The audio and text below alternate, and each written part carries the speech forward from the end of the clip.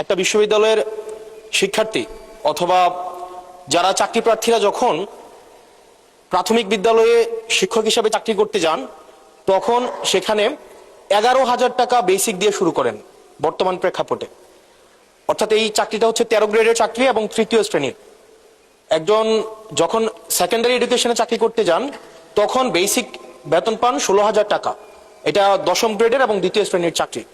আমাদের দেশের প্রাথমিক শিক্ষা এবং মাধ্যমিক শিক্ষা এই দুইটা হচ্ছে ফিডার ইনস্টিটিউশন। আমরা যদি ভালো শিক্ষার্থী ফিডার ইনস্টিটিউশন থেকে আমরা টারশারিতে পাঠাতে পারি তাহলে সেখানে একটা রিসার্চ বেসড আমরা একটা আউটকাম পাবো। মাননীয় প্রধানমন্ত্রীর কাছে আমার প্রশ্ন, বর্তমান বাস্তবতায় 11,000 টাকা বেসিক এবং 16,000 টাকা বেসিক দিয়ে এই আসলে শিক্ষক হতে আগ্রহ নিয়ে এসে এখানে আসলে দিন শেষে সার্ভাইভ করা খুব কঠিন হয়ে যায়।